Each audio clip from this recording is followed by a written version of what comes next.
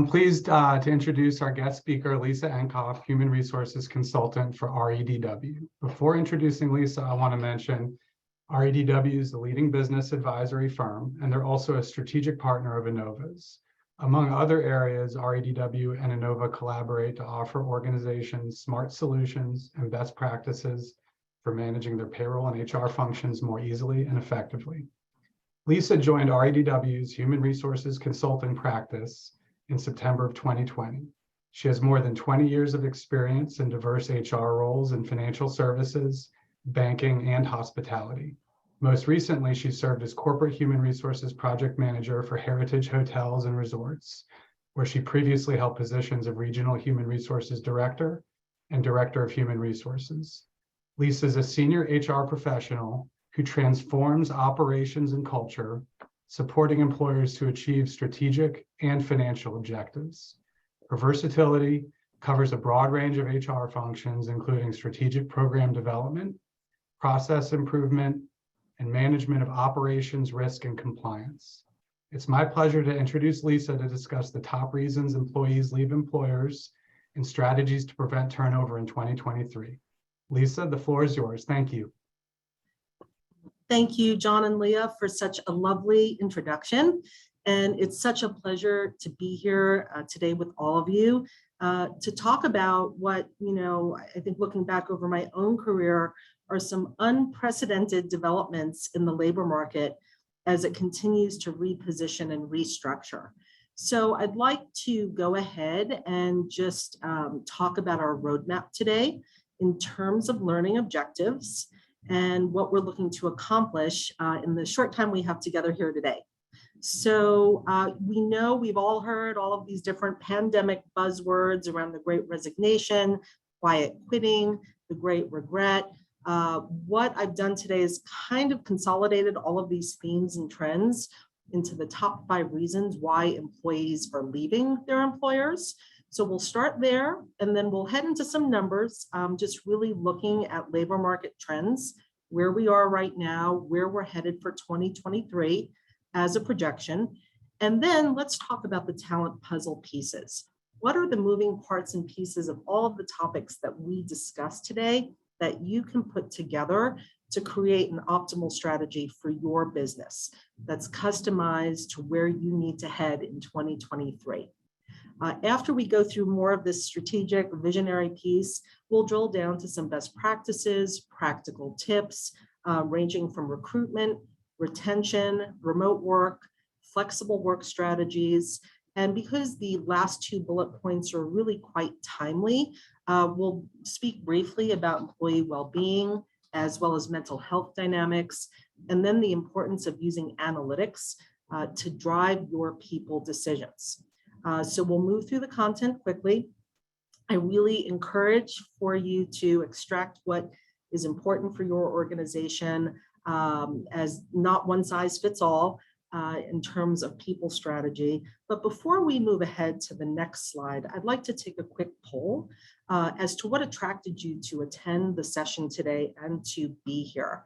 So the poll question is, what are the most pressing challenges for your organization in the areas of recruitment and retention? And go ahead and select all that apply.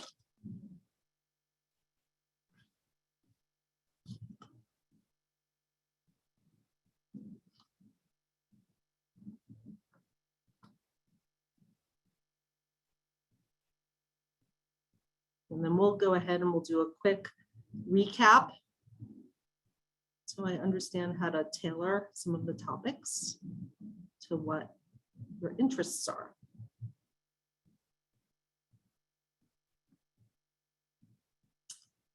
Okay, so our biggest challenge or reason for being here, sourcing an adequate number of qualified candidates, looking to get qualified candidates to show up, compensation, retention, and so you're in the right place today.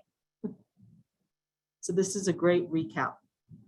So let's just go ahead and start with, why are people leaving organizations? And as I mentioned, this is a compilation of different themes. There's a lot of discussion, articles, research studies that are going on, and I've encapsulated them into these 5 areas.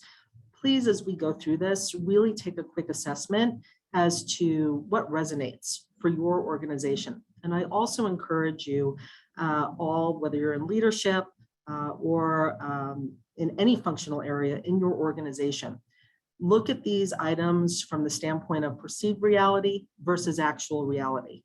So if there is a gap in how your employees perceive versus what is actually practiced, there's a great opportunity to look at messaging and engagement programs.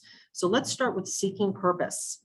This all goes back to the pandemic epiphany. You know, as we went through the experience of the last 2 or 3 years, there was really a search for the personal meaning in life that came up. What's important? What is my sense of purpose beyond work, or my work life, or my personal life? And this led to, in my estimation, less tolerance for ongoing dissatisfiers at work, whether it might be a toxic work environment, unsafe working practices, a lack of perceived flexibility to take care of family, elder care needs, or maybe even just an unsupportive environment in terms of inclusion gaps, in terms of low team cohesion, that led people to say, I think I'd like to search elsewhere and seek out another opportunity or step back. Total rewards, also a factor. So basically really looking at, were needs met by pay, were benefits adequate, or was there a total rewards package that enticed the employee to stay? A lot of employees left to seek better pay, better benefits, and even just leaving out of perceived pay inequity, that peers or colleagues or others around them were making more pay than themselves. So it's really important as you move forward into 2023 to really think about line of sight messaging. How are you advising your employees of the link to pay in terms of how they perform and what they bring to the table? And we'll also talk a little bit more about that today. Leadership culture kind of ties to number one, but really addresses the need to have a meaningful work life by working with servant leaders. And, if there were perceptions or actual realities of non-servant leadership capabilities, toxic cultures, just a lack of purpose in the work community as to why everyone was there, or even a lack of emphasis on work-life harmony leading to burnout, employees said, you know what, we're going to look for something else. Number 4, I called inertia. So this is described as a lack of advancement opportunities, whether it be a rejection for an internal opportunity, a lack of clarity as to how to advance in one's career. Is my organization investing in me? So if an employee feels as though there's an underinvestment in training or reskilling, and I looked at the poll indicated 30% for training and reskilling in terms of being here, there may be opportunities there to take the talent that you have right in front of you and reskill and pivot. If an employee felt or feels as though there isn't a future or advancement or kind of inspired growth, they tend to leave the organization. And the opportunity to learn is so important. Within an recent Amazon study, 83% of employees surveyed said, you know what, 2023, training, reskilling, development, that's my top priority. And 74% said, I'm willing to leave my current job if I'm not skill building and I'm not internally mobile in my career. So I encourage you to think about that, especially for your higher performers and where they can be redeployed in the organization. And for those who need to develop, what opportunities might be aligned to help them develop. Finally, inclusion gaps. We've all heard about diversity, equity, inclusion, and belonging strategies. They're more important than ever, and they extend beyond what we've traditionally known to be diversity. It's a wonderful time to be in the HR field at this time because it also covers things like team cohesion. So if someone feels perceived or actually is excluded from a team, that can lead to a 25% drop in performance and a 50% increase in your turnover. So I encourage you to look at your workplaces and see, do you foster relationship building? Is there a meaningful workplace culture in place where people come to work and feel like they're part of a work community? Is there a stated message around diversity? Can I bring my authentic self to work? And we'll talk a little bit more about that. As we hear about recession, fears may stem job quits, but just this past, actually October, we had about 6 million people leave their jobs between voluntary and involuntary quits. So let's move on and talk about labor market trends. So I kept this chart here. It's actually dated, it's from December 2021 for a reason. It shows that there were 10.9 million job openings this time last year, 6.3 million unemployed. So as of September, this year, we were at 10.7 million job openings. That went up. So we're kind of doing a seesaw and teeter-totter with these numbers, not really seeing meaningful changes. In September, the unemployment was a bit lower at 5.7 million. We've been at 3.5 to 3.7% unemployment since March of this year. So let's look at a year-to-date recap. So these are really interesting charts, and I cited the website. This is a very interesting website by a former economic analysis, senior researcher economic analysis with a major Wall Street firm. And it's so interesting because you can see job openings and hires are trending about the same as in terms of how the lines are aligned, or the charts are aligned, as the quit rate. So again, we're a bit treading water. As of the end of October, we had 10.3 million openings, 5.7 million quits, and of those, about 4 million in October, people just voluntarily left their jobs, 6.1 million in unemployment, 1.4 million on unemployment insurance claims, 1.2 million have been on unemployment insurance benefits for 27 weeks or more. And we have 5.6 million people who want to be part of the workforce that aren't included in these numbers, either because they're unavailable to work or they hadn't searched for a job in the prior 4 months leading up to the BLS monthly collection of numbers. So this is really, really interesting, right? So I say, how do you entice those 5.7 million unavailable workers to come into or back to the workplace? We have an interesting dynamic with contingent labor. Right now, 39% of the available workforce in our country is contingent, whether that be independent contractors, consultants, freelancers, temporary workers that are going through a staffing agency. Of the 39%, almost 60% are independent contractors. So in this climate too, organizations are also turning to the gig economy to help support their staffing needs. But really, what continues to drive this trend? A few things. Unemployed workers may not feel they have the skills required for employers. They've chosen to become gig workers. They may be afraid of catching COVID or transmitting it to family members, including those who may have compromised immunity.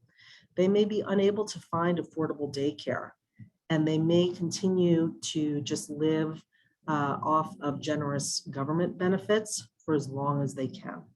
So that's some of the drivers where we're seeing the job openings continue to outpace hiring. We have had some job surges. There were pickups in leisure, health, and government jobs over the past 6 weeks. So we've got the current state. We've got what we are calling the Great Resignation, which actually started to happen prior to the pandemic, where employers were facing skill gaps, talent gaps, having difficulty finding those employees with the needed skills. Then we've got other factors like lower population growth, baby boomers retiring, immigration, automation of jobs, all affecting labor availability. So let's continue and talk a little bit more about what I call the great question mark, because we've heard of so many different terms, and I thought it would really be helpful to just start at the Great Resignation and then just go to the right and then cover the 3 dynamics on the bottom to say kind of how did we get here? So it started with a professor of management at Texas A&M in 2020 talking about the Great Resignation. I call this the perfect storm. So between job burnout, pandemic uncertainty, even dissatisfaction with scheduling, whether it be changes in the workplace between on-site to hybrid and remote, or those pandemic epiphanies, right? Where people said, I want that greater meaning in my life. This led to 24 million people resigning between April and September of 2021, which is really, it feels like it's a long time ago, but it's really not.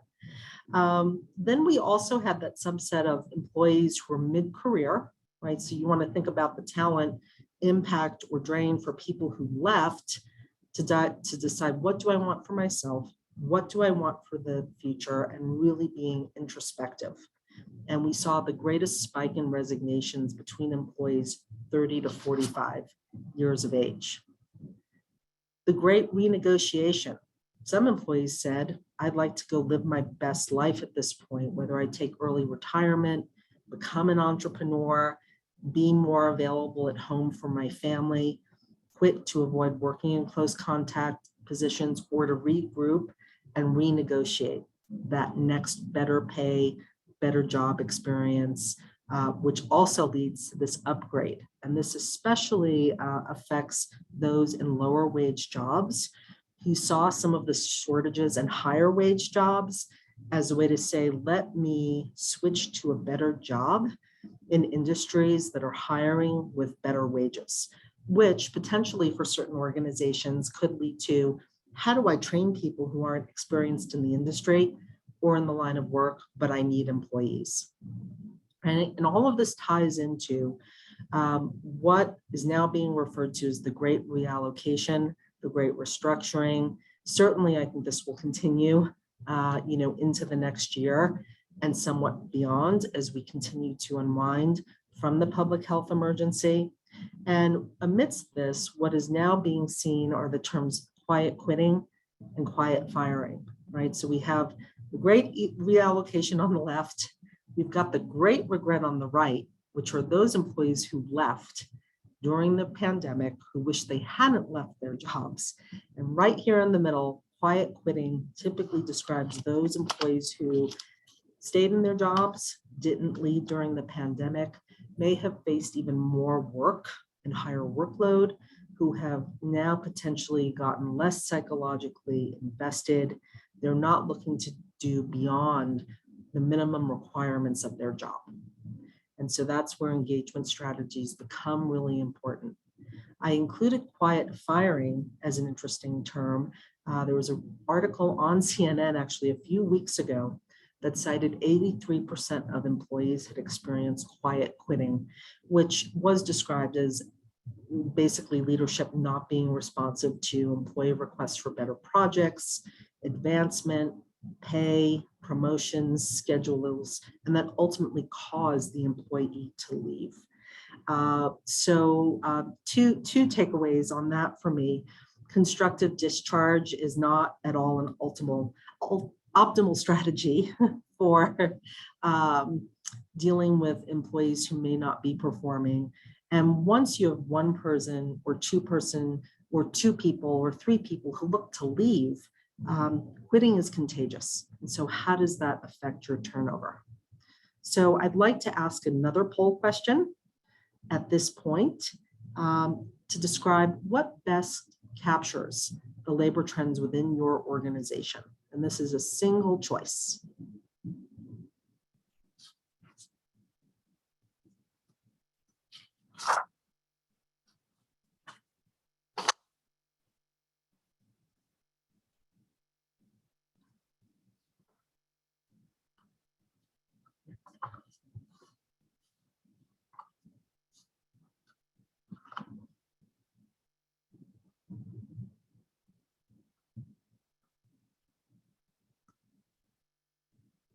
Okay, so we've got the great resignation, quiet quitting, and all of the above. So it sounds like our audience members are experiencing different facets. So I think everything we have for the remaining presentation will address some of these business questions. So let's talk about labor market trends. So these are the top trends, 9 trends here that I've identified for 2023 based upon existing research and business dialogue. I do want us to keep in mind, kind of on our radar screens, demographic factors, declines in population growth, immigration, retirements, automation of jobs as things beyond or outside of the organization that may be potential threats in the external environment. So let's start first with remote hybrid work models, flexible hours, 4-day work weeks. We definitely still see this as a trend in the workplace, with employees having the expectation to have this degree of flexibility, of work-life harmony, of really being able to navigate all areas of their lives. There's been a recent McKinsey study that cited 58% who were surveyed work from home at least 1 day a week, 38% are not required to be in the office, and there were takeaways of increased worker happiness and higher productivity. And we'll cover some policies that can assist with how to manage accountability in the workplace in a remote environment. Let's talk about employee expectations. So even though there's a recession potentially looming, employees still expect more pay, more engagement, flexibility, and there is a labor shortage. So employers will continue to say, how do I hire talent? How do I retain key talent? How do I upskill employees so that I can use them across a variety of situations and work environments? As an interesting note, we're seeing that what we know today will be obsolete in 3 years as workers. So a lot of dialogue about that topic. A few years ago, it was 5 or 6. So all of these different trends are looming, even with a recession, even with half of CEOs surveyed saying, you know what, we may go to layoffs in this coming year. At the same time, we'll see increased labor market participation between 25 to 54-year-olds and a great job market for college graduates, with employers looking to say, how do I capture key talent now, train them and prepare them for the future, even with a recession, even with potential continued labor shortages. What are we looking to do? And employers are getting really creative. Flexibility and engagement, right? How do you manage the flexibility, but ensure that you're holding people accountable? And that is going to come through engagement, continuous feedback, upskilling, development. We're seeing emerging trends in cybersecurity that, especially if you've got employees working remotely, so how to protect your company's data. And we also see workplace surveillance tools are emerging in popularity. And it ranges from looking at how frequently an employee is working at their remote workstation, but now there are features being built in to ensure that employees are leaving their remote workstations and taking breaks as they need to. Virtual collaboration tools, again, gaining in popularity, especially as Gen Z workers enter the workforce. So this is something that you can look to as a tool to engage in a remote or hybrid work environment. Prioritized happiness, well-being, and work-life balance. I will assert, after looking at this topic for a year, this is going to be a key motivator to hire employees. It's what employees are seeking. It's what they will be interviewing your work environment for, to really assess what those philosophies are. And then total rewards. Benefits will continue to be very important, especially for those jobs that are lower paying. And we're really seeing a wide range of unique benefits. So things like paying off student loans, providing for childcare, funds or benefits towards food preparation, increased paid time off, even being paid in cryptocurrency, offering emergency savings funds or home ownership assistance, as well as travel benefits for employees to pursue alternative medical procedures, whether in country, in a different state, or out of the country. So there's really a prime opportunity to look at creating and implementing within your benefits schedule or pamphlet, total rewards, unique perks, a day off, a bucket list day of PTO to go pursue something that is very meaningful. So I really encourage you to look at those dynamic opportunities. Upskilling and soft skills. So this would cover onboarding. It will include developing your workforce to be able to accomplish your business objectives. It will include deploying your high talent, your high potential talent, as well as grooming and really training on soft skills. So more and more we're seeing as we shift towards this engagement environment with servant leadership, that having skills like listening, being supportive, displaying supportive behaviors, building collaboration versus silos, self-motivation, problem solving, innovation, and creativity are going to be, again, those core development areas. Does your company have a diversity, equity, inclusion, and belonging strategy? Employees will be looking for that and looking for those articulated messages as they're seeking work.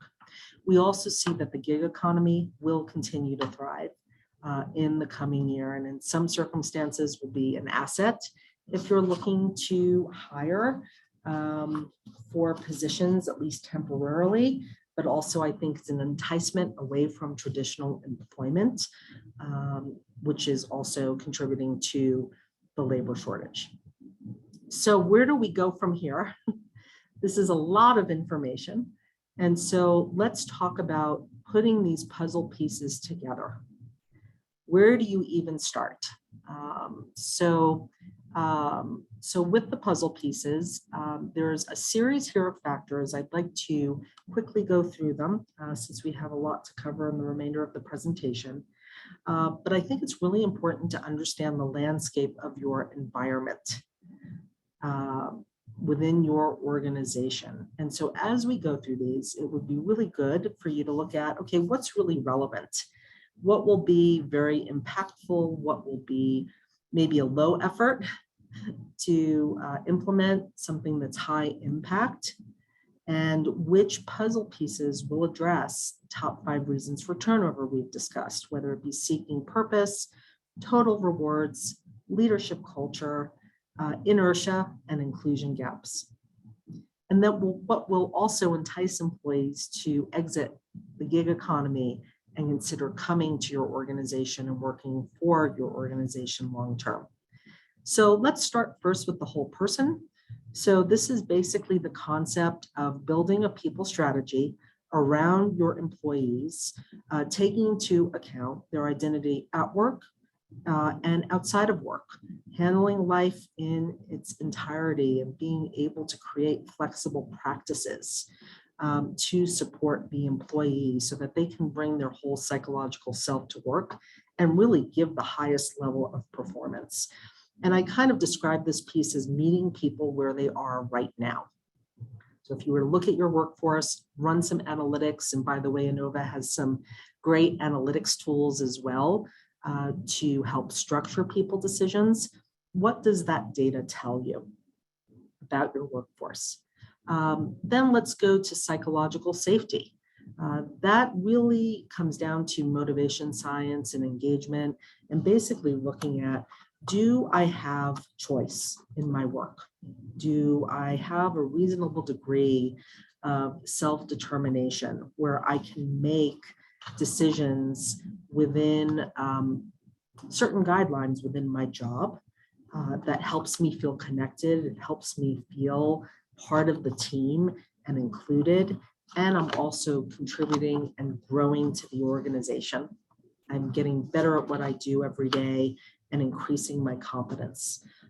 People will really look to stay with an organization. I kind of affectionately call this building the work tribe when they have that sense of self-determination and they've got a strong team. Internal talent. So I can't emphasize enough, you may have the talent that you need right in front of you. You may just need to implement training and upskilling to develop that talent. And I read of a fascinating example, a case study where an employer needed to hire 1,500 people while conducting a RIF in another part of the business. And by employing talent analytics and assessing their internal talent, by doing a skills inventory, they were able to drop their reduction in force by about 10%. So I think that's a big one. So it's giving people that internal mobility, developing your high potential talent, and then figuring out how to move them around in the organization to grow their skill set. Upskilling and reskilling. So, I just mentioned skills inventories. And so right now, read another statistic, 69% of companies can't access what they need around talent at a time when we've got skill obsolescence at a very high rate, that 3-year window. Plus, 93% of employees, according to another study, would stay longer with companies that have a greater investment in them. And I would encourage you to run your ROI on looking at learning and skills investments, considering that turnover cost typically runs at about 1.5 times the salary of the departing employee. And then coaching. So what we're seeing here is that coaching is not just for underperforming employees, but it is a leadership method for managers. It is an engagement tool for employees to just better understand how to approach their jobs and how to develop for the future. Moving on to well-being. There was a recent Harvard Business Review study that shows that there was a $1 trillion amount of productivity loss on an annual basis due to burnout. And there's another, again, percentage of about 64% of employees say will stay. I'll stay with this company if I believe the company cares about my well-being. So that's just a staggering number, and what an opportunity to say, how can we really look to re-engineer what we do within the workplace to offset that number. Engagement, I mentioned that these overall strategies are a remedy to quiet quitting. And so really look at continuous feedback cycles, redefining core tasks, listening and investing, really looking at what inspires your employees, what are they passionate about within the scopes of their jobs and career opportunities that will really leverage high performance. And compensation readiness. So I'd like to emphasize as part of our presentation today that we are seeing plans to increase salaries by about 4.6% in the coming year versus 4.2% this year. But I would encourage to look at compensation within context. Reason being that when employees get very focused on pay within an organization, they may be looking for higher pay to substitute lower engagement. So for your existing employees, keep in mind what is competitive in the marketplace. So you're not creating as much internal compression or a pay bubble where you're paying for talent you thought you'd get, and then 6 months down the road, you don't have it. To really look at that, but also look at the whole picture of engagement and what you're offering as an employer to really leverage those extra dollars that you're spending on pay. And admittedly, there are inflationary pressures. There is a labor shortage, right? So that is going to drive higher pay rates. And then we've got some organizations, according to a consulting firm, WTW, they've done a salary budget planning report where employers are looking to draw from benefits and only keep those that are most valued by employees, either raise prices or resort to company restructures. So we know we need to be compensation ready. It's just really figuring out some mindful steps on how to get there. And let's talk about now shifting from strategy and vision and programs to just some best practices. And really wanting to say for recruitment, I noticed that was a pretty high number on our first poll about really getting employees to apply. I really encourage looking at ensuring that you have an employment brand. So are you strategically placing your logos? Do you have a defined company culture? that you can create a standard message on posting sites around what value you offer the employees. Does this reach your LinkedIn page? Does this reach Indeed and Glassdoor in terms of reviews by applicants or by former employees? And really, this ties to displaying your vision, your mission, your values, the purpose of why your team members work where they work. It's also a great idea to look at those employees who can help you be brand champions and really assist during the recruitment process, not necessarily with evaluation, but maybe sharing more about the company and what it's like to work there. And so once you've got a really kind of a crafted marketing type of message, and it really can be as direct as, especially for smaller companies, looking at that logo, looking at your leadership culture and defining even a brief paragraph message, right? Taking that to how the process is structured. So strong brand, unique benefits, which we've talked about today. Are you a Top Workplaces award winner? What about word of mouth? That's another piece. Really look at all of those factors that can help build the compelling message about why an potential employee should apply and come work for you. And let's move on and talk about candidate sourcing. So a few things here. There's 3 buckets of strategies where you look at the active method, which is essentially the post and pray, where we've crafted our brand message, we've got a job description, we posted online in different or on different sites such as Indeed. And I think what's really important here is to consider diverse strategies. So looking at how you might use all 3 strategies, depending upon what type of positions you're hiring for. You also want to ensure you're looking at staggered postings. So for example, let's say if you're posting and praying, maybe you're starting with a site such as an Indeed or ZipRecruiter or any of those major sites, and then saying, you know what, I'm going to look for 2 to 5 more specific sites to my industry. So you've got multiple channels of applicants. Consider using a tool like LinkedIn to target those who might be open to career opportunities. They're passive candidates. They will listen to what you have to say, even though they might not be actively seeking a job. And that's a lovely way, twofold, either to get or tap into some unexpected talent, as well as to build a pipeline of candidates for the future. And in fact, a lot of recruiters are now talking about proactive recruiting right now, where in anticipation of a potential hiring slowdown and a recession, they're still networking, they're still gathering pipelines of passive candidates to be ready to reach out to once we head back into a recovery or heightened economic growth. Lastly, that recruiter retained search, someone of this expertise may be really helpful for senior positions that you're seeking to recruit for. A lot of times a professional recruiter will come in and really understand the workplace culture, the leadership styles amongst the existing leadership team, and really look to structure a search that will take into account all of those factors. So I highly encourage that for senior positions.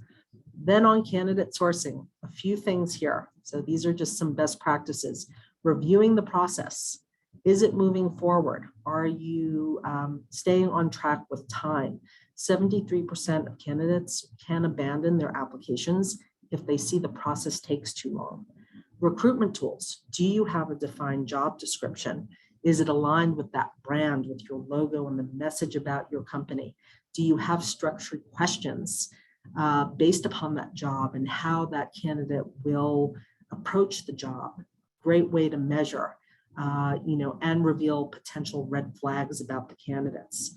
Assessments, a great tool, really looking at saying, narrowing your candidate pool, how will they approach the job that you're hiring for? who would be a good cultural fit for the role, and you can use this information to help develop employees after they're hired. Onboarding. So I encourage you to think about onboarding, and we put reboarding in because we've seen a trend where a lot of people are being rehired at their prior employers when they left during the Great Resignation. So looking at how you're training in the first 90 days, assessing performance, then the next 30 days, and going by quarter up until that first year, because your highest percentage of turnover will be in that first year of employment. And then elements of a healthy workplace culture.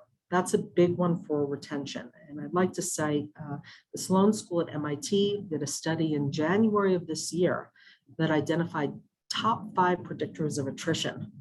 So in addition to the list I've given you today, their stats revealed a toxic culture, job insecurity, which ties into psychological safety, burnout as a result of high innovation levels, the failure to recognize performance, especially kind of specialized performance in terms of, or recognition in terms of maybe an employee's hobby or something that's significantly important to them, or even just a leader saying, thank you, this was an amazing accomplishment, and here is why.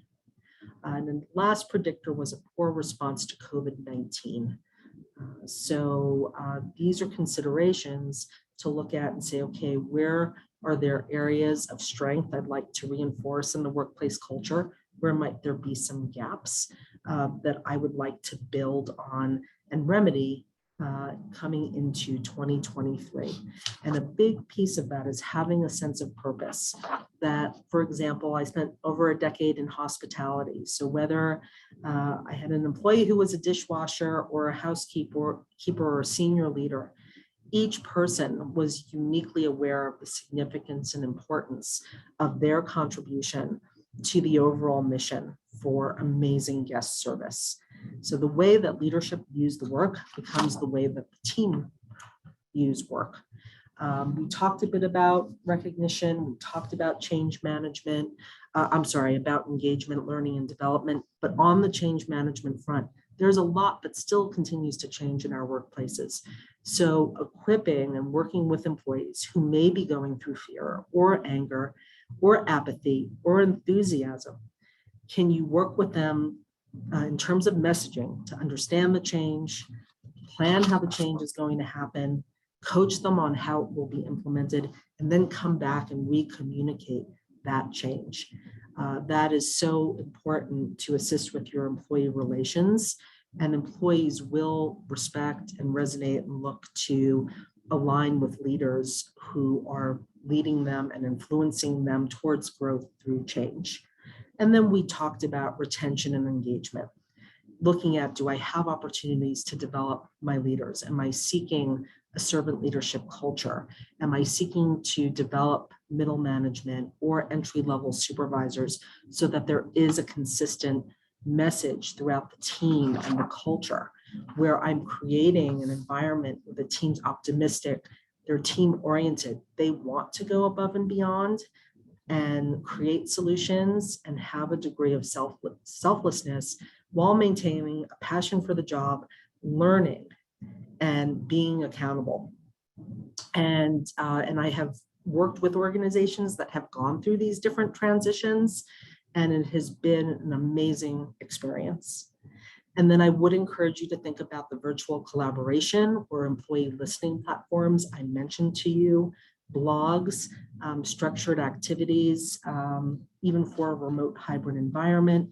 And we've talked about also addressing compensation readiness gaps.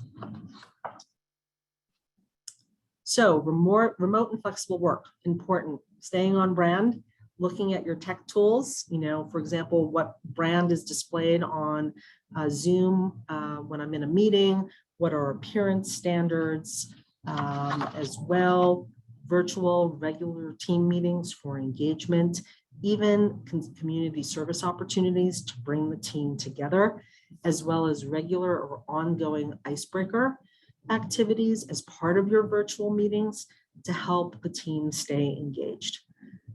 On the flip side, though, it's important to have policies with teeth that address things like appearance communication about time off, expectations of work hours, productivity, confidentiality, and having a safe remote workspace.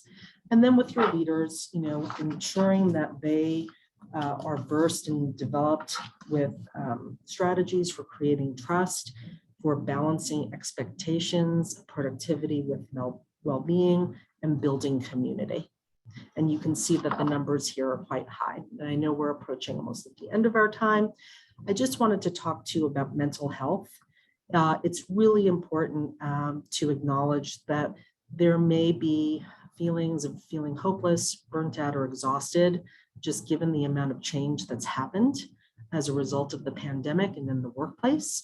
Really looking to ensure that you have an employee assistance program. If you do have one, that it's well communicated, and also looking at EPLI insurance, just because from an HR standpoint, we're seeing an increase in litigious team members. So it's really important to go back and look at your EPLI policies and make sure that you've got good coverage. And I will close with data analytics. So your numbers tell a story, and do you have access to the numbers that you need to see what they say about your business? So you really want to look at some type of automation. I would highly recommend that. Again, I had mentioned that Innova, our partner today, also features those capabilities that range from employee surveys, for example, to packaging and generating reports based upon payroll and human capital data that can assist for you to carve out retention and engagement strategies. So I encourage you to look at your numbers tools, start working with what you have today, and then proceed about how you make some people management decisions for the coming year. And I would like to ask another poll question, just really quickly on analytics and where you think they can most help your decision making.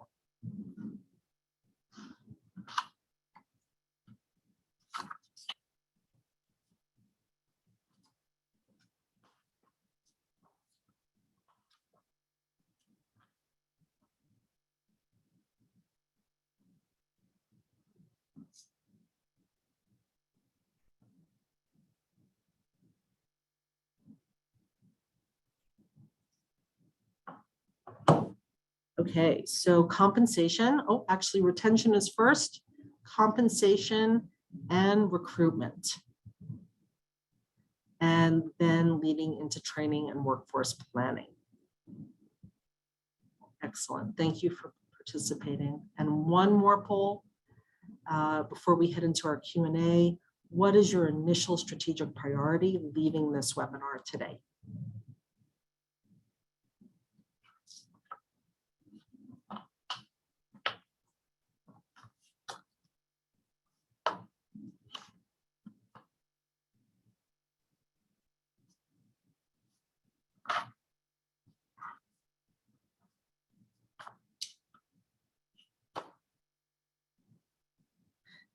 Retention strategies, putting the puzzle pieces together. That's my favorite slide, by the way.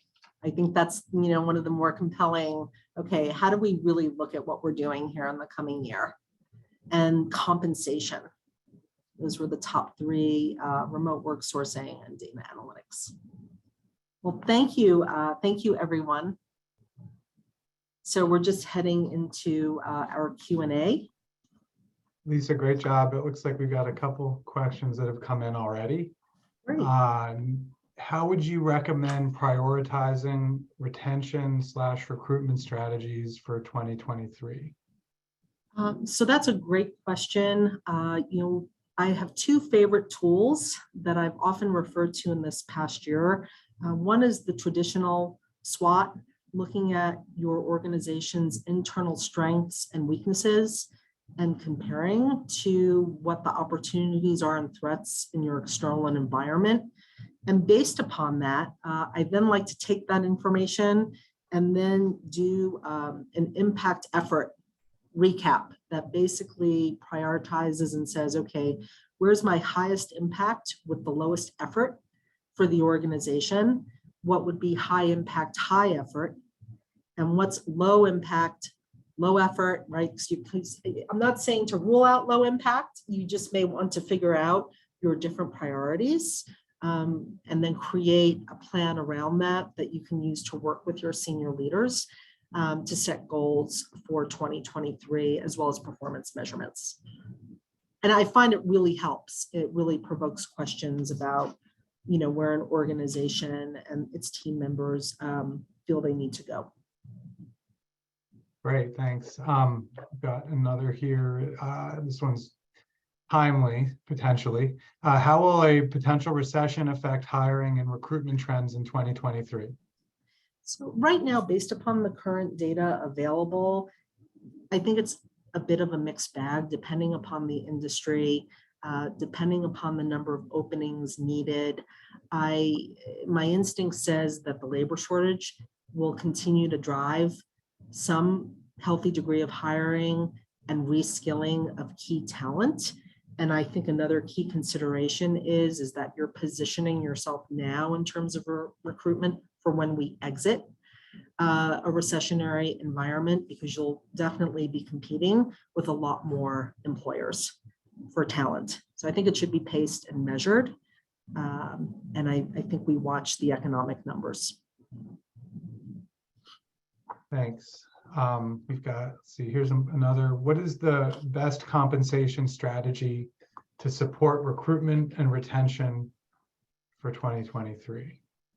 So I think really, looking at maybe where to start, I would definitely assess where your competitiveness is in your local market, first in terms of your base compensation, then going on to variable pay, and then looking at your total rewards, and then looking to see how much of what you restructure. And I think that any compensation strategy should be combined with some type of engagement strategy so that you get the best of both worlds. And, again, avoiding that pricing bubble, if you will, where you don't move forward 6 months ahead and you realize you may have overpaid for some talent. So a mindful strategy, I think, is best.